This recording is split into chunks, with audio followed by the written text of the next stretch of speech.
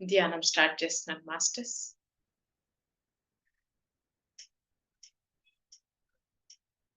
నా గురువులిద్దరికీ, పత్రిజీ సార్‌కి, మణికంఠ సార్‌కి శతకోటి వందనాలు, శతకోటి కృతజ్ఞతలు. విశ్వశక్తికి, భూమాతకి, ప్రకృతి మాతకి, పంచభూతాలకి, పంచేంద్రియాలకి, నవగ్రహాలకి శతకోటి వందనాలు, శతకోటి కృతజ్ఞతలు. సుఖాసనంలో కూర్చోండి మాస్టర్స్. ఏలల్లో ఏళ్ళు కలుపుకోండి. కళ్ళు మూసుకోండి. స్పెట్స్ ఉంటే తీసేయండి మాస్టర్స్.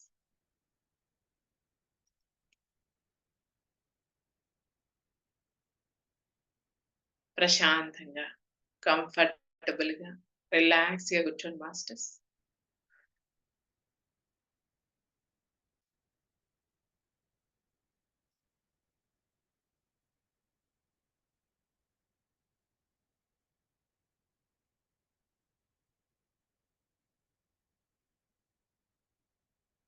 శ్వాస మీద ధ్యాస పెట్టండి.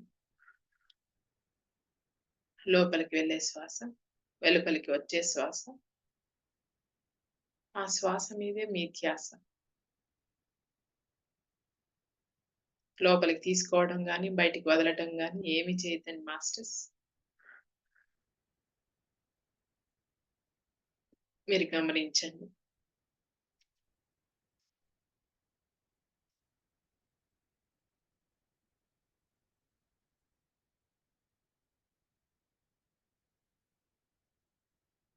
తదేకంగా గమనించండి మాస్టర్స్.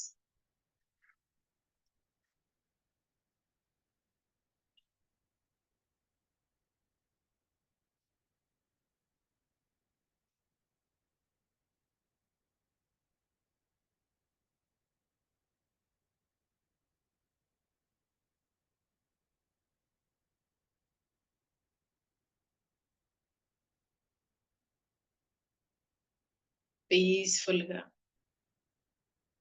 హాయిగా గమనించండి. చిరునవ్వుతో గమనించండి మాస్టర్స్.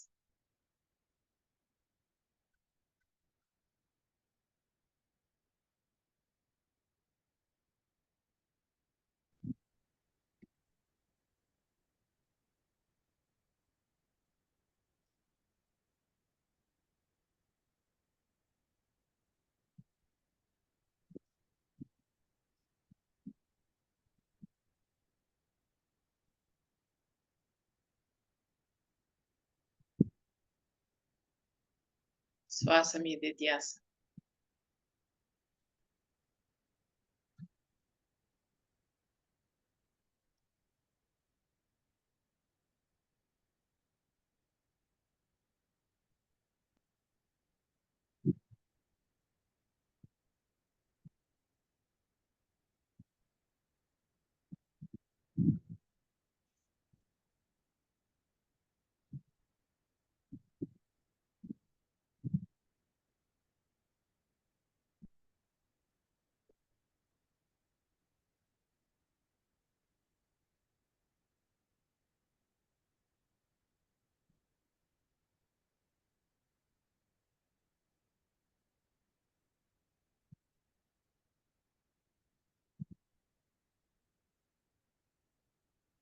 విశ్వశక్తి నుండి మీ సహస్రారంలోకి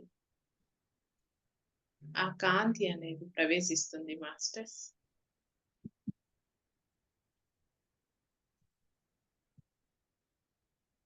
మీకు రకరకాల కలర్స్ కనిపిస్తూ ఉంటాయి.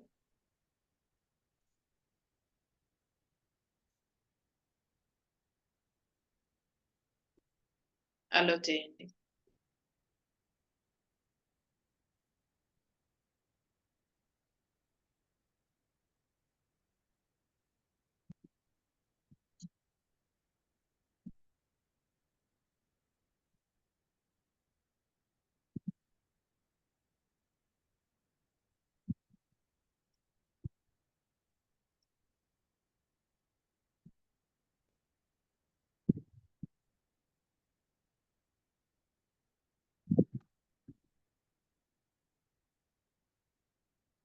కాంతి అనేది లోపలికి ప్రవేశించిన తర్వాత మీ కండరాలు, మీ ఎముకలు మీ నర్వస్ సిస్టమ్,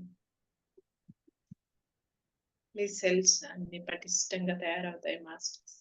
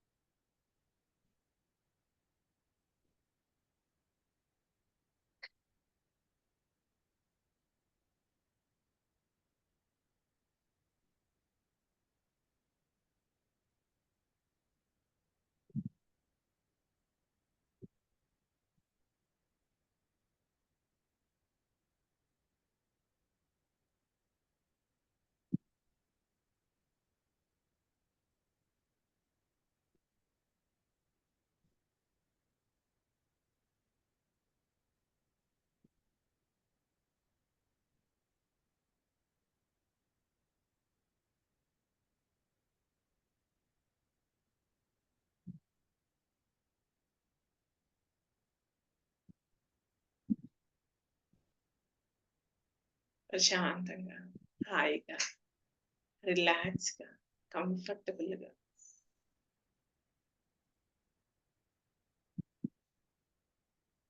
కూర్చోండి. మీ శ్వాసని తదేకంగా గమనించండి.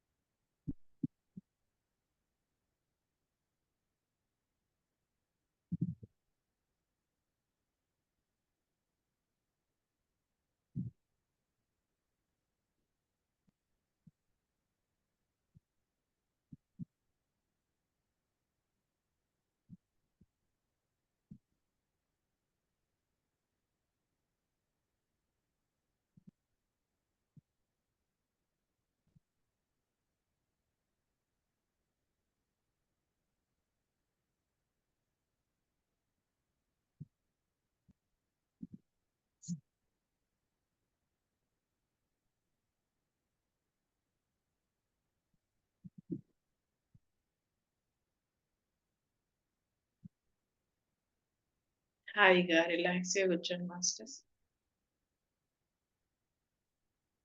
మీ శ్వాస మీద ధ్యాస.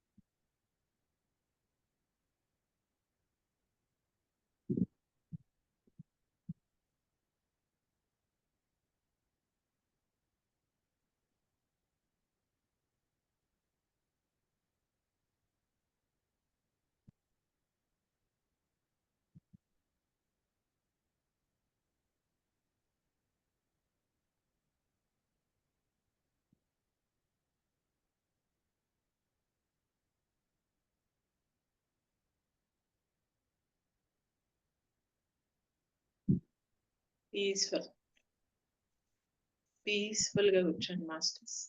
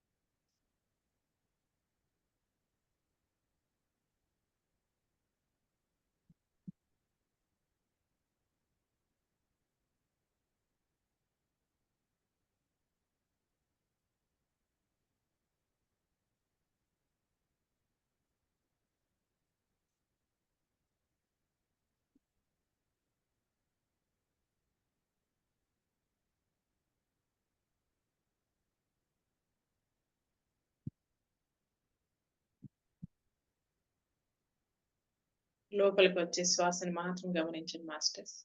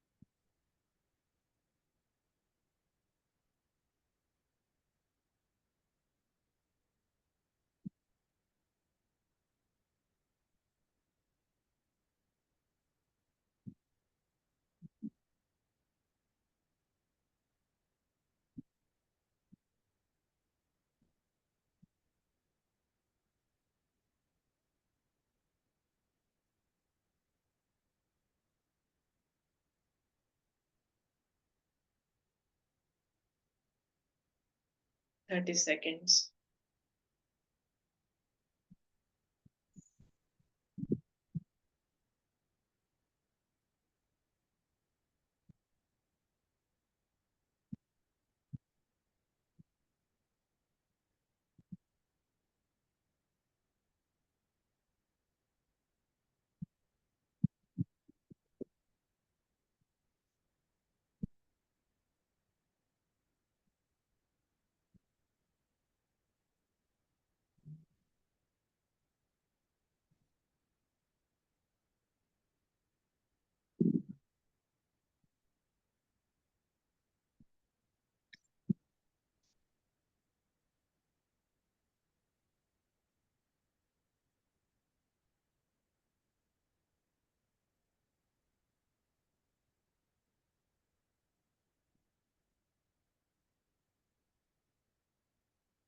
20 seconds.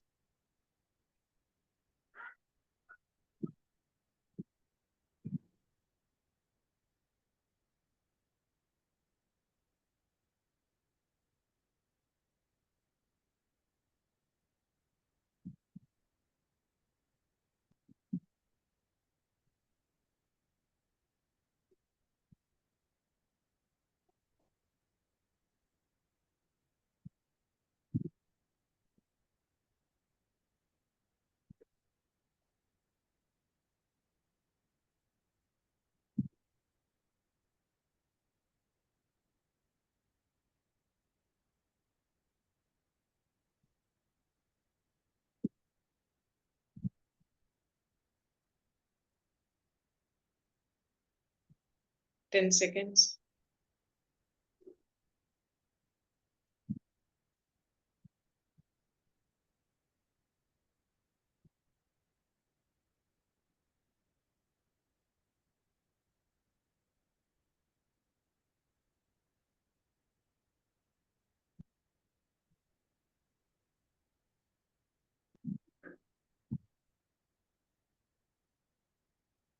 5 seconds. మీ కళ్ళ మీద నెమ్మదిగా చేతులు 2 కళ్ళ మీద పెట్టుకొని నెమ్మది కళ్ళు ఓపెన్ చేయండి.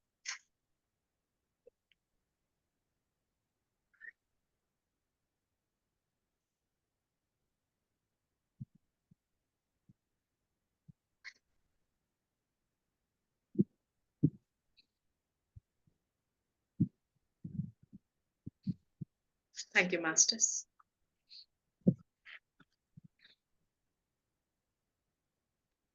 ఈరోజు మన క్లాసు వాల్మీకి మాస్టర్ గురించి. నా కథ అందరికీ బాగా తెలుసు, కానీ ఇక్కడ నేను గట్టిగా చెప్పదలుచుకున్నది నేను ఎలా మారాను అనే దాని గురించి మీకు తెలుసు. ఆయన ఎలా మారాడనేది మనకు తెలుసంట. అది ఎలా తెలుసో చూద్దాం. నేను వేటగాడిని. నేను ఒక పిట్టను అనుకోకుండా కొట్టినప్పుడు అది నా దృక్పథంలో మార్పుకు కారణమైంది. ఆయన దృక్పథం అంటే ఆయన లోపల మార్పుకి కారణమయ్యిందంట. నేను వేట మానేశాను. ఎప్పుడు చూసిన తీవ్రమైన తపశ్చర్యలో ఉండిపోయాను. వేట మానేసి తీవ్రమైన తపశ్చర్యలో ఉండిపోయాడంట ఆయన. నా ధ్యాన స్థాయి ఎంతటిదంటే 3 సంవత్సరాల తర్వాత కళ్ళు తెరిచాను. ఆయన ధ్యాన స్థాయి 3 సంవత్సరాల తర్వాత కళ్ళు తెరిచాడంట ఆయన. ఆ 3 సంవత్సరాల్లో ఏ శరీర అవసరము నన్ను లేపలేదు. ఆయన శరీరంలో ఏది కూడా లేపలేదంట ఆయన. ఆ సమయంలో అసలేమైందో కూడా నాకు తెలీదు. ఆ సమయంలో ఏమైందో కూడా నాకు తెలీదు. కానీ నేను లేచాక రామాయణం వ్రాయమని నన్ను అడిగారు. అది ఒకానొక గొప్ప మాస్టర్ జీవిత చరిత్ర. ఆయన లేచాక రామాయణం రాయమని ఆయన అడిగారంట. ఒక గొప్ప మాస్టర్ జీవిత చరిత్ర. అయ్యా, నేను చూడబోతే చదువున్న వాణ్ణి కాదు. ఆయనకి చదువు లేదంట. అక్షర జ్ఞానం ఉన్న వాణ్ణి కాదు. అక్షరము జ్ఞానం అనేది ఆయనకి లేదంట వాల్మీకి. అయితే నాకు ఎరుక మొత్తం ఆటో రైటింగ్ మన ప్రయత్నం లేకుండానే వ్రాయటం. మన ప్రయత్నం లేకుండానే వ్రాయటం ఆటో రైటింగ్ అంటారు దాన్ని ద్వారా వచ్చింది. ఆ తర్వాత రకరకాల వాళ్ళ దగ్గర నేను మామూలు విద్యను కొద్దిగా నేర్చుకున్నాను. రకరకాల వాళ్ళ దగ్గర మామూలు విద్య కొద్దిగా నేర్చుకున్నారంట ఆయన.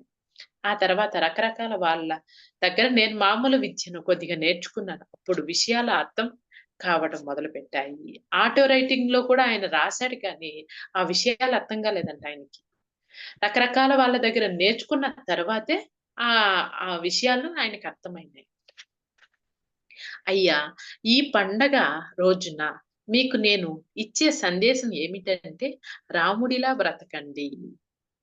ఆయన సాధించిన దానిని, బుద్ధత్వాన్ని మీ సొంత పద్ధతిలోనే సాధించండి. మీ సొంత పద్ధతిలోనే సాధించండి. జీవితంలో ప్రతి క్షణాన్ని పరిపూర్ణమైన భావంతో బ్రతకడంలో అఖండుడయ్యాడు రాముడు. ఇది ఏంటంటే మాస్టర్స్, నేను ఒక చిన్న ఎగ్జాంపుల్ చెప్తాను. ఇప్పుడు మనం ఏంటంటే హోటల్ నుంచి తీసుకొచ్చుకొని భోజనం తింటాం మనం. అది ఎలా ఉంటుంది? నువ్వు చాలా అంటే బాగా హడావుడిగా పని చేసుకొని వచ్చి అంత అన్నము పచ్చడి చేసుకున్నాము, దాన్ని పక్కన పెట్టుకోండాము. హోటల్ నుంచి నీకు రకరకాల భోజనాలు తెచ్చి పక్కన పెట్టుకోండాము. నీకు ఏది సాటిస్ఫాక్షన్ అవుతుంది? ఒకసారి ఆలోచించుకోండి. నాకైతే నేను చేసుకున్న ఆ పచ్చడే నాకు సాటిస్ఫాక్షన్ అవుతుంది. ఎందుకంటే అది నాకు నేనుగా స్వయంగా చేసుకున్నాను. నా చేతులతో నేను స్వయంగా చేసుకున్నాను. ఆ తృప్తిని నాకు ఇస్తుంది కాబట్టి అది నాకు చాలా ఇష్టం అవుతుంది. ఎంత కాస్ట్ పెట్టి తెచ్చినా కూడా దాన్ని నేను పక్కన పెడతాను. ఫస్ట్ నా దాన్ని నేను ప్రిఫర్ చేసి తినిన తర్వాత మళ్ళాక నాకు నచ్చితే తింటా, లేదంటే లేదు. అలాగా ఈయన ఏం చెప్తున్నాడో చూడండి మాస్టర్స్. ఆయన ఎంత మంచి మాటల్లో చెప్పాడు చూడండి. రాముడిలా బ్రతకండి. ఆయన సాధించిన దానిని మీ సొంత పద్ధతిలోనే సాధించాలి. జీవితంలో ప్రతి క్షణాన్ని పరిపూర్ణమైన భావంతో బ్రతకడంలో అఖండుడయ్యాడు. పరిపూర్ణ భావంతో బతకడంలో అఖండుడయ్యాడంట రాముడు. మ్యూట్ చేసుకోండి మేడం. గొప్ప మాస్టర్స్‌తో గొప్ప మాస్టర్స్‌తో ఒక్క నిమిషం. గొప్ప మాస్టర్స్‌తో పోలిస్తే వాళ్ళతో ధీటైన వాడు వాళ్ళల్లో ఒకడు. రాజుగా ఆయన చాలా గొప్పవాడు. అందరి మాస్టర్‌లోకి రాజుగా చాలా గొప్పవాడు. ప్రజలు చేయ తానేమి చేయాలని కోరుకుంటారో అదే చేసేవాడు. ఆయన ఏమైతే చేయాలని కోరుకుంటాడో అదే చేసేవాడంట ఆయన. ఒకానొక అన్నగా చెప్పాలి అంటే అమితంగా ప్రేమించే సోదరుడికి ఈయన ఒకానొక గుర్తు. అంటే అన్నగా అంటే ఇప్పుడు అన్నల తమ్ముళ్ళు ఉంటారు కదా! వాళ్ళల్లో చాలా ప్రేమని ఇచ్చే వాళ్ళలోకి గుర్తంట ఆయన. ఇప్పుడు వాళ్ళ అన్నదమ్ముల్ని చాలా ప్రేమించే ఆయన. రాముడనే ఆయన. రాముడనే మాస్టరు మిగతా తమ్ముళ్ళంతా కూడా చాలా ప్రేమతో ప్రేమించారు. గుర్తంట. ఇంకా భర్తగా భార్య పట్ల చాలా గౌరవాదరాలు ఉన్న భర్త. చాలా ప్రేమ ఉంది భార్య పట్ల.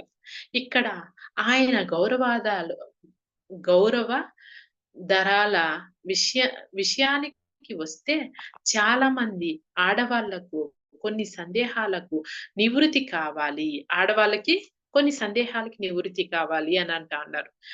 అవి ఏం సందేహాలో చూద్దాం. మొదట నేను వాటిని నివృత్తి చేస్తాను, పరిష్కరిస్తాను అని చెప్తున్నాడాయన. ఇతర వివరాలలోకి తర్వాత వెళ్తాను. రాముడు గౌరవాధారణ మొదటగా చూపించింది సీతను. తనతో పాటు అడవికి తీసుకెళ్లడంతో తరువాత అది బంగారు జింక రావణుని మాయ అని తెలిసినా కూడా ఆ జింకను పట్టుకు వస్తానని ఆమెకు మాట ఇచ్చాడు. ఆయనకి తెలుసంట. ఎవరికి? రాముడికి తెలుసంట. అది రావణాసుడు పంపించిన జింక అనేది ఆయనకి తెలుసంట. ఆయనకి తెలిసినా కూడా సీతాదేవి అడిగిందనేసి వాళ్ళకి తెలియకుండా ఉంటది. ఎందుకంటే పలు విద్యల్లో ఆరితేరిన వాళ్ళు. ఇట్లా కళ్ళు మూసుకుంటాను అన్నీ తెలిసిన వాళ్ళకి అది ఏ జింకొచ్చిందని తెలియకుండా ఉంటదా? తెలుసు. కానీ అక్కడ రామాయణం ఆయన వల్లే ఆయన చంపబడతాడు. రాముడు వల్లే రావణాసుడు చంపబడాలి. అందుకోసమే ఆ కథ అనేది అక్కడ జరగటం స్టార్ట్ అయింది. ఆ రూపంలోనే చంపబడాలాయన. ఇంకే రూపంలో చంపేదానికి అవకాశం లేదు. ఎందుకంటే రావణాసుడు గూడా మామూలు వ్యక్తి కాదు. మీకు చెప్పాను నేను. పలు విద్యల్లో ఆరితేరినాయన. ఆమెకు మాట ఇచ్చాడు. స్వేచ్ఛ ఉన్నప్పుడు ఎవరైనా ఏమి చేయగలరు? సీత తన స్వేచ్ఛ సంకల్పాన్ని ఉపయోగించుకుంది. స్వేచ్ఛ సంకల్పాన్ని ఉపయోగించుకుంది. ఆ బంగారు లేడి కావాలని పిచ్చిగా కోరినప్పుడు నిజమే ఆమె మాస్టరే కానీ ప్రతి మాస్టరు రకరకాల కోరికలకు లొంగిపోతూ ఉంటారు. చూడండి. రకరకాల కోరికలకు లొంగిపోతూ ఉంటారు. మాస్టర్స్ కూడా రకరకాల కోరికలకి లొంగిపోతూ ఉంటారు. మీ భవిష్యత్తును నిర్ణయించే కోరికలకు ప్రతిస్పందించాలని మీరు ఎంచుకుంటారు. అలాగే సీత దానికి రావణుడిని దగ్గరికి చేరే రూపం ఇచ్చింది. భార్య పట్ల గౌరవాధారణ రామునితో లేకపోతే ఆమె కోసం ఎందుకు వెతుకుతాడు? లంకకు చేరాక రావణుడితో యుద్ధం ఎందుకు చేస్తాడు? Question mark. ఇవన్నీ క్వెషన్స్ మాస్టర్స్. లంకకు చేరాక చూడండి ఇక్కడ భార్య పట్ల గౌరవాధారణ రామునిలో లేకపోతే ఆమె కోసం ఎందుకు వెతుకుతాడు? క్వెషన్ మార్క్ ఇచ్చాడు. ఆమె మీద ప్రేమ ఉంది కాబట్టే ఆయన వెతకడం స్టార్ట్ చేశాడు. లంకకు చేరాక రావణుడితో యుద్ధం ఎందుకు చేస్తాడు? ఆమె మరోసారి సీతను గెలుచుకున్నాడు. ఆమె మీద ప్రేమ ఉంది కాబట్టే ఆయన అంత దూరం పోగలిగాడు. మరోసారి అని ఎందుకన్నానంటే మొదటిసారి విల్లు విరిచి గెలుచుకున్నాడు. ఇంటికి తిరిగి వచ్చాక ఆమెకు వ్యతిరేకంగా ఉన్న ప్రజాభిప్రాయా ప్రజాభిప్రాయానికి విలువను ఇచ్చి ఆమెను తిరిగి అడవిలో వదిలిపెట్టాల్సి వచ్చింది. సీత భర్తగా కాదు, ఒకానొక రాజుగా అతడు ఆ పని చేయాల్సి వచ్చింది. ఫస్ట్‌లో ఏం చేశాడాయన? రాజుగా సీత మీద ప్రేమతో ఆయన తీసుకొని వచ్చాడు. తర్వాత ఆ రాజ్యం ఆ రాజ్యం ఆ రా ఆ రాజ్యాధికారిగా సీతని అడవిలో వదిలిపెట్టాడు. ప్రతి ఒక్కరూ ఈ ఘట్టంలో రాముడిని సీత రాముడిని సీత భర్తగా కాకుండా ఒకానొక రాజుగా అర్థం చేసుకోవడం చాలా ముఖ్యం. అది సీత భర్తగా కాకుండా రాజుగా అర్థం చేసుకోవాలి. ఎందుకంటే ఆ రాజ్యానికి రాజు. ఇప్పుడు తండ్రే తప్పు చేసినప్పుడు పిల్లలేం చేస్తారు? పిల్లలు కూడా తప్పే చేస్తారు. తండ్రి కరెక్ట్‌గా ఉంటే వాళ్ళ చుట్టూ ఉన్న పిల్లలేం చేస్తారు? వాళ్ళు గూడా కరెక్ట్‌గా ఉంటారు. అది. రాజు, రాజు అనేది ఆ రాజ్యానికి కరెక్ట్‌గా ఉండాలి అని ఆయన చెప్తూ ఉన్నాడు. రాజుగా అర్థం చేసుకోవడం చాలా ముఖ్యం. ఒక్క మాట నిజం చెప్పండి. అత్యున్నతమైన పదవిలో ఉన్న తన భర్త ప్రజల దృష్టిలో ఓడిపోవటం ఏ స్త్రీ మాత్రం ఇష్టపడుతుంది? అది అది అత్యున్నతమైన పదవిలో ఉన్నాడాయన. గొ ఒక గొప్ప పదవిలో ఉన్నప్పుడు తన భర్త ప్రజల దృష్టిలో ఓడిపోవడం ఏ స్త్రీ మాత్రం ఇష్టపడుతుందా? చెప్పండి. ఎవ్వరు ఇష్టపడరు. సీత ఆ రాముడిని పదవి విప్పి ఒక్క మాట అనకపోవడానికి పెదవి విప్పి ఒక్క మాట అనకపోవడానికి మరో కారణం తాము ఎందుకు విడిపోతున్నది అతను ఎన్నడూ ఆమెకు చెప్పలేదు. అయితే ఆమెను హృదయం హృదయాంతరాలలో తెలుసు. తనంటే రాముడికి ప్రాణమని. అతని సామర్థ్యానికి ఎదురవుతున్న ఎదురవుతున్న పరీక్షల్లో తన సంపూర్ణ మద్దతు ఇవ్వాలని ఆమె భావించింది. అంటే అతనికి ఆమెకి ఏమన్నా ప్రాబ్లమ్స్ వస్తే అత్ అతను ఎప్పుడు కూడా ఆమె వెంట ఉండాలని అతని సామర్థ్యానికి ఎదురవుతున్న పరీక్ష పరీక్షల్లో తన సంపూర్ణ మద్దతు ఇవ్వాలని ఆమె భావించింది. అంటే అతను చేసే పనుల్లో ఆమె, ఆమె కూడా ఫుల్లుగా శక్తిపూర్వకంగా ఉండాలి అనని ఆమె భావించింది. ఈ నియమానికి కట్టుబడి ఆమె మౌనంగా ఉండిపోయింది. ఇన్ని నియమాలకి కట్టుబడి ఆమె మౌనంగా ఉండిపోయిందంట. ఏమీ మాట్లాడలేదంట. ఎందుకంటే అక్కడ రాజుగా ఆయన మనమల్ని అంటే ఆయన చేసే దాంట్లో తప్పు లేదు అనేది ఆమెకి అర్థమైపోయింది. ఎన్నడూ ఒక్క మాట కూడా అనలేదు. రాముడు గొప్ప పరిపాలకుడు అని మాత్రమే కాదు, మంచి భర్త అని కూడా ఆమెకు తెలుసు. ఆమెకు తెలుసంట. ఏమని? మంచి పరిపాలకుడే కాకుండా మంచి భర్త అని ఆమెకు తెలుసు. ఎందుకంటే రావణాసుడు ఆమెను తీసుకెళ్ళిపోయినప్పుడే ఆయన వెళ్ళిపోయుంటే మంచి భర్త కాదు. కానీ అంతమందిని పోరాడి ఆమెని తీసుకొని వచ్చాడు కదా! అతను మంచి భర్తే కదా! ఇక్కడ వాళ్ళందరి మాటలంటే ఆయన ఆ రాజ్యాధిపతి, రాజ్యానికి అధిపతి అయినప్పుడు ఆ రాజు చేసే మంచి పనులే ఆ రాజ్యంలో ఉండాలి. ఏ చిన్న మిస్టేక్ జరిగినా కూడా ఆ రాజ్యమంతా కూడా ఆ రాజు ఎత్తి చూపిస్తూ ఉంటాడు. మంచి పరిపాలకుడు కాదనమాట అనేది అక్కడ ఆమెకి అర్థమైంది. భర్త, భర్త అని కూడా ఆమెకు తెలుసు. చాలా డబ్బున్న తమ భార్యల ప్రతిమలను బంగారంలో మలపించిన వారు ఎంతమంది? ఎవ్వరూ లేరు. ఇది సీత గొప్పతనాన్ని కూడా చెప్తుంది. నా అభిప్రాయంలో రాముడిది పరిపక్వమైన వ్యక్తిత్వం. తన జీవిత నమూనా ప్రకారం చక్కగా జీవించాడు. ఆయన జీవిత నమూనా ప్రకారం రాముడు చక్కగా జీవించాడు. అట్లా భార్య పట్ల, అట్లా రాజ్యం పట్ల చక్కగా జీవించాడు అని సీతాదేవి ఆయన చెప్తూ ఉన్నారు. తన జీవిత నమూనాకు గాని, తన నిత్య జీవితానికి గాని, తన ధ్యాన విషయాలను ఎప్పుడు అడ్డం రానిచ్చేవాడు కాదు. ప్రతి ధ్యాని రాముడిలా కావాలి. ప్రతి ధ్యాని రాముడిలా కావాలి. ఎందుకంటే ఆయన నిత్య జీవితంలో పరిపక్వత ఉంది. రాజ్యంలో పరిపక్వత ఉంది. ధ్యాన స్థితిలో పరిపక్వత ఉంది కాబట్టి అతనిలాగా కావాలి అని ఆయన చెప్తూ ఉన్నాడు. ప్రతి ధ్యాని రాముడిలా కావాలి. ధ్యానం చెయ్యండి. ప్రతిదీ తెలుసుకోండి. మీరు రూపొందించుకుని తెచ్చుకున్న జీవిత నమూనా పరిస్థితులలో మీరు నేర్చుకోవలసినవి నేర్చుకోండి. మీరు ఏవైతే తెచ్చుకున్నారో ఆ పరిస్థితులను మీరు నేర్చుకోవలసినవి నేర్చుకోండి. ఈ నేర్చుకునేటప్పుడు ధ్యానం ద్వారా మీరు పొందిన జ్ఞానం ఆటంకం కాకుండా చూసుకోండి. చూడండి, మీరు తెచ్చుకున్న వాటిని నేర్చుకునేటప్పుడు ధ్యానం ద్వారా మీరు పొందిన జ్ఞానం ఆటంకం కాకుండా చూసుకోండి. ఈ జీవితాన్ని పూర్తిగా చివరి వరకు జీవించండి. రేపటి కష్టాల గురించి ఆలోచించకండి. రేపటి కష్టాల గురించి ఆలోచించకండి. దిగులు పడకండి.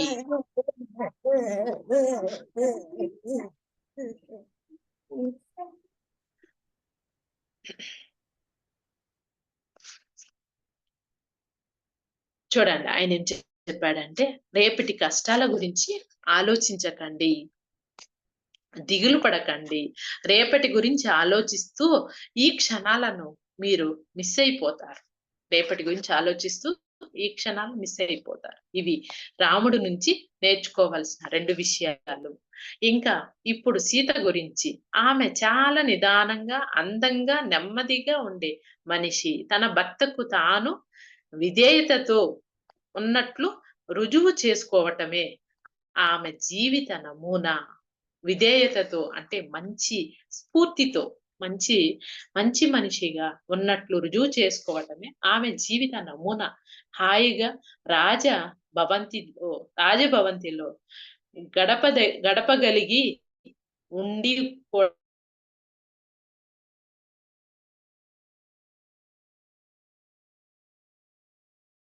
భర్తతో వెళ్ళింది. ఎదురు చూస్తూ ఉంది. ఆమె గట్టిగా బెదిరించింది కేవలం లేకపోతే ఆమె ఎప్పుడు ఎవరి మీద కేకలేసి తత్వం. ఆమె అంత విధేయరాలంట. ఎందుకంటే రావణాసురుడు కేకలే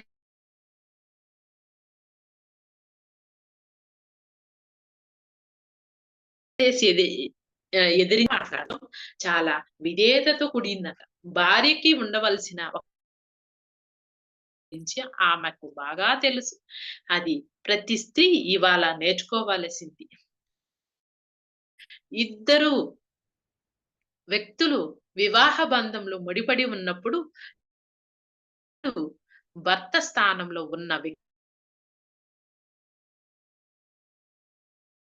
వ్యక్తిపై ఒకప్పుడు తాను విపరీతంగా ఆ పెత్తనం శృతి మించినప్పుడే ఆ వ్యక్తి, ఇది బాగా వినండి మాస్టర్స్, బాగా వినండి. ఈ బంధంలో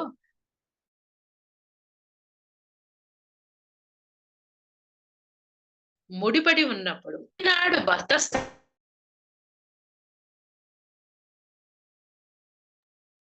వాయిస్ బ్రేక్ అవుతుంది స్థానంలో ఉన్న వ్యక్తిపై అవునా మేడం? వాయిస్ బ్రేక్ అవుతున్నది. మాట్లాడినప్పుడు బ్రేక్ అవుతున్నది వాయిస్. ఓకే, సరే, ఒకసారి బాగా వినండి. ఓకే. బంధంలో ముడిపడి ఉన్నప్పుడు ఈనాడు భర్త స్థానంలో ఉన్న వ్యక్తిపై విపరీతంగా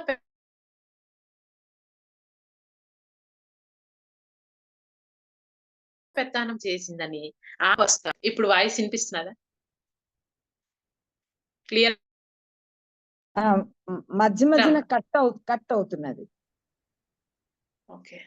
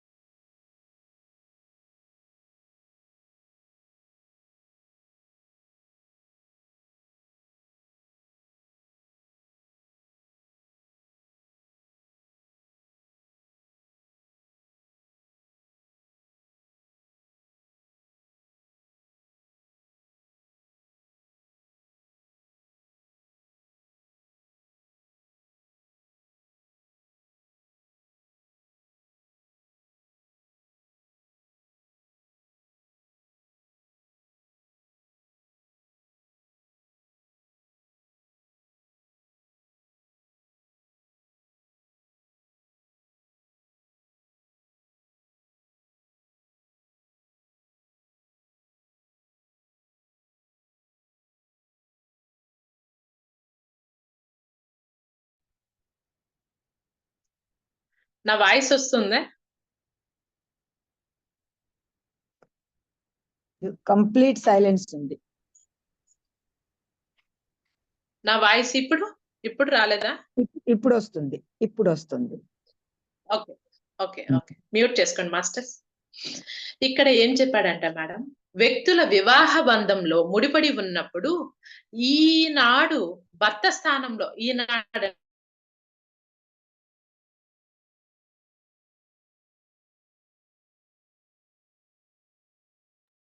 మేడం అస్సలు రావట్లే. ఆ వ్యక్తి భర్తగా వస్తాడు, ఆ వ్యక్తి భర్తగా వస్తాడు అని ప్రతి భార్య తెలుసుకోవడం ముఖ్యం. కనుక మీరు ఆ వ్యక్తికి అణిగిమణిగి వినమ్రతగా ఉండాల్సి వచ్చినప్పుడే మీరు ఆ వ్యక్తికి భార్యగా వస్తారు. అతనికి నమ్రతగా ఉండటం ద్వారా మీరు నమ్రత పాఠాలు నేర్చుకుంటారు. ఎలా అంటే మేడం, ఇది క్లియర్ గా చెప్తాను వినండి. ఇక్కడ ఏం చెప్పిందంటే సీతాదేవి, అంటే నువ్వు ఇద్దరు హస్బెండ్ వైఫ్ పెళ్లి చేసుకున్న తర్వాత ఈ జన్మలో నువ్వు భర్త స్థానంలో ఉన్నప్పుడు నువ్వు ఏదైతే మాట్లాడి ఎలా అయితే ప్రవర్తించుంటావో ఇంకొక జన్మలో అతను ఎలా అయితే ప్రవర్తించుంటాడు ఈ జన్మలో. అంటే ఇప్పుడు నా హస్బెండ్, మీకు చిన్న ఎగ్జాంపుల్ చెప్తాను మేడం, ఇది మీకు క్లియర్ గా అనిపించు. ఇప్పుడు మా హస్బెండ్ వైఫ్ మేమిద్దరం ఉన్నాం.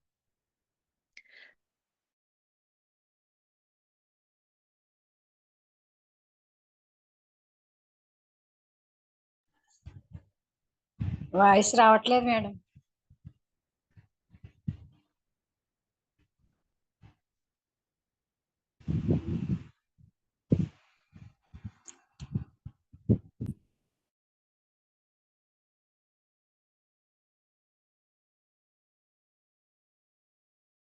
నా వాయిస్ వినిపిస్తుందా మేడం?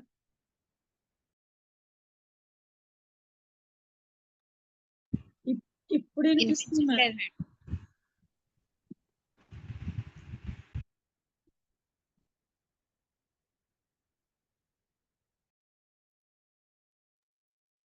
వినిపించట్లేదు మేడం. మీ వాయిస్ అసలు మ్యూట్ లో ఉన్నారు మేడం. మ్యూట్ లోకి వెళ్ళిపోయారు మేడం. మీరు మ్యూట్ లో ఉన్నారు.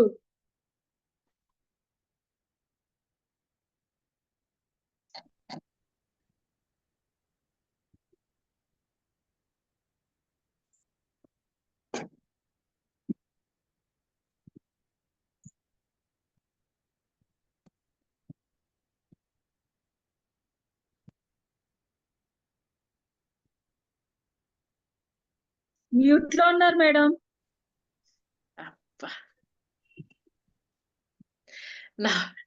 నా వాయిస్ వస్తుందా ఇప్పుడు క్లియర్ గా? ఇప్పుడు వస్తుంది మేడం. ఓకే ఓకే, మ్యూట్ చేసుకోండి మాస్టర్స్.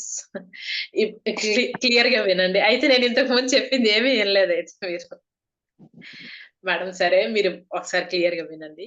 ఈమె చెప్పింది అంతా ఏంటంటే, నేను ఇప్పుడు మా హస్బెండ్ వైఫ్ మేమిద్దరం ఉన్నాం కదా, భార్యాభర్తలము. ముందు జన్మలో నేను భర్తని, మా భర్త వచ్చి భార్య. అతని మీద నేను ఎలా అయితే పెత్తనం చెలాయించానో, ఎలా అయితే మాట్లాడినానో, ఇప్పుడు ఈ జన్మలో నేను భార్యని, అతను భర్తగా వస్తాను.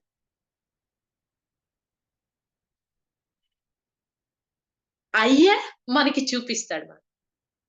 ఇప్పుడు కూడా నువ్వు తెలుసుకోకపోతే ఆమె చెప్తూ ఉంది చూడండి, భార్యగా వస్తారు. అతనికి నమ్రతగా ఉండటం అంటే అతనికి సహనంగా ఓర్పుగా ఉండకపోతే మీరు నమ్రత పాఠాలు నేర్చుకుంటారు. నమ్రత పాఠాలు అంటే ఓర్పుగా సహనంగా ఉంటేనే ఆ పాఠాలు నేర్చుకుంటావు.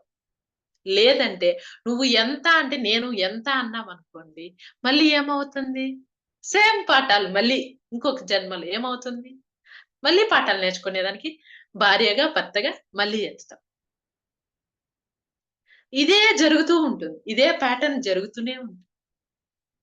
సీత జీవించినట్లు జీవించడం, ఆడవాళ్ళు మీరు ఇలా ఉన్నట్లయితే ఎలా ఎదుగుతారో చూడండి.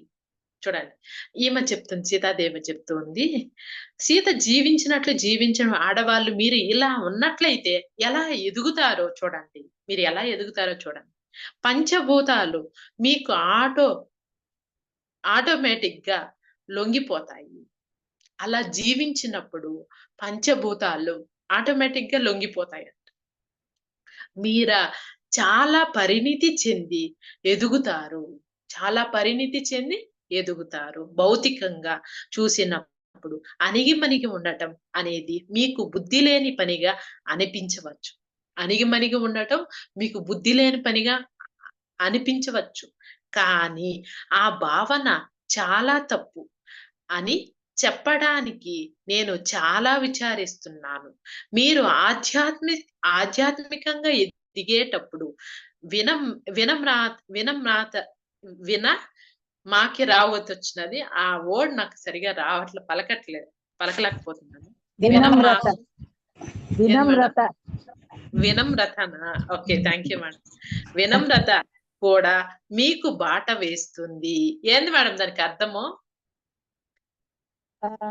వినమ్రత అంటే అంటే ఒక మనిషికి లొంగి ఉండడం, అంటే చెప్పింది వినడం, లొంగి ఉండడం, అన్నిటికీ దెబ్బలాకపోవడం, అది వినమ్రత. నమ్రత, వినమ్రత. నమ్రత అంటే ఓర్పుతో ఉండడం. ఓకే. భార్య భర్తలు ఒకరికొకరు అణిగి ఉండకపోతే ఎలా బ్రతకగలరు? భార్యాభర్తల బంధంలో పెత్తనం చేయడం అనే ప్రశ్నే తలెత్తరాదు. ఇది సీతాదేవి జీవితం నుంచి మనకు వచ్చే సందేశం. ఇంకా నేను మీకు ఇచ్చే సందేశం, ఆధ్యాత్మికంగా మీరు ఎదగాలి అని అనుకుంటే ఇంటా బయట నిత్య జీవిత పరిస్థితులన్నిటిలోనూ ధర్మాన్ని విడవకుండా అంటిపెట్టుకొని ఉండండి. నేను దీనికైతే నేను ఒక ఇది చెప్తాను మాస్టర్స్, ఒక ఎగ్జాంపుల్ చెప్తాను. ఈమె సీతాదేవి చెప్పింది కదా కథ. మా సార్ అంటే ఒకప్పట్లో మా సారు మాట్లాడినాడంటే నేను ఏందంటే రాయి టెంకాయ లాగా పడిపోతూ ఉంటాను అనమాట. ఎప్పుడు అట్లా పడిపోయేదాన్ని. నువ్వు టెంకాయ అయితే నేను రాయి, అట్లా ఉండేది. అట్లా ఆ బిహేవియర్ లో ఉండేదాన్ని. నేను ఆధ్యాత్మికత అనేది నేను అర్థం చేసుకున్నాక ఇప్పుడు అతను ఇప్పుడు కూడా అతను అలానే మాట్లాడుతున్నాడు. అలా మాట్లాడినా కూడా అవి నా చెవులకి ఎలా ఉన్నాయంటే వినసొంపుగా ఉన్నాయి ఆ మాటలు. ఎంతో అందంగా, ఐశ్వర్యంగా, అద్భుతంగా, ఎంతో ప్రేమతత్వంతో ఉన్నట్టున్నాయి. అంతగా అనుభూతి చెందటంలోనే ఆధ్యాత్మికత ఉంది. ఆమె అదే చెప్తుంది. ఆధ్యాత్మికంగా ఎదగటంలో, నిత్య జీవితంలో పరిస్థితులన్నీ కూడా ఎదగాలి అని అనుకుంటే ఇంట బయట నిత్య జీవిత పరిస్థితులన్నిటిలో కూడా ధర్మాన్ని విడవకండి, అంటి పెట్టుకునే ఉండండి. ధర్మం ప్రకారమే వెళ్ళండి. వాళ్ళు ఏమన్నా కూడా నేను ఎందుకు అణిగిమణిగి ఉండాలి, నేను మాట్లాడేస్తా, నేను అడిగేసి నువ్వు రేపు మళ్ళీ ఏమవుతుంది, అదే జన్మని మళ్ళీ ట్రావెల్ చేస్తావు వాళ్ళతో. ఈ జన్మలో వాళ్ళని క్లీన్ చేసుకోకపోతే మళ్ళీ సేమ్ ఇంకొక జన్మలో అదే ప్యాటర్న్ వస్తుంది. అదే ప్యాటర్న్ తో పుడతాం, అంతే. ఇప్పుడు ఆమె చెప్పింది కదా, మీరు ఈ జన్మలో భార్యాభర్తలు, నువ్వు భార్యగా అతను భర్తగా వస్తే మీరిద్దరూ అలాగే అరుచుకుంటూ ఉంటే ఆ తర్వాత ఏమవుతుంది, అతను మళ్ళీ జన్మలో భర్తగా వస్తావు, వెళ్తావు, మళ్ళీ అదే జరుగుతూ ఉంటుంది. నువ్వు చేసిన పనులే మళ్ళీ తిరిగి అక్కడ అద్దంలో కనిపించినట్టు మళ్ళీ ఇంకొక జన్మలో కూడా అదే ట్రావెల్ అవుతుంది, అంతే.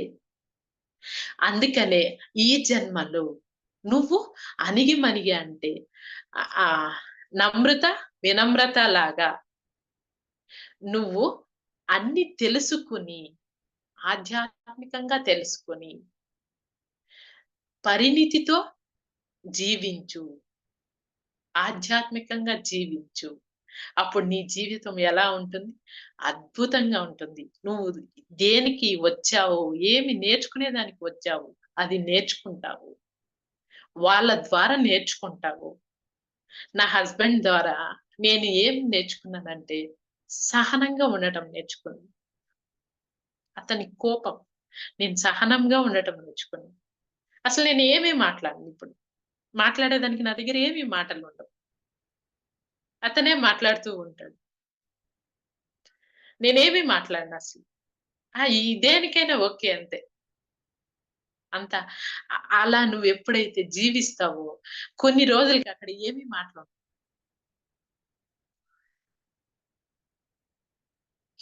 Okay master, thank you so much. ఏమైనా క్వశ్చన్స్ ఉంటే అడగచ్చు మీరు. మీకు అర్థమైందా మాస్టర్స్? ఏమైనా క్వశ్చన్స్ ఉంటే మీరు ఏమన్నా క్వశ్చన్స్ ఉంటే అడగచ్చు. మేడం, ఒక భర్త అనుకూలంగా ఉన్నారు, లేకపోతే ఒక ధర్మం మీద ఉన్నారు అంటే అక్కడ భార్య అనుకూలంగా ఉండాలి. కానీ ఇవాళ రేపు రోజుల్లో మనం చూస్తున్నాం, భర్తల్లాగా ఉండడం లేదు. అంటే రకరకాల రాంగ్ లైన్స్ లో వెళ్తారు, విన్నరు, ఫ్యామిలీ పట్టించుకోరు. అలాంటి వాళ్ళతో ఏ భార్యన ఎలా వేగుతారు?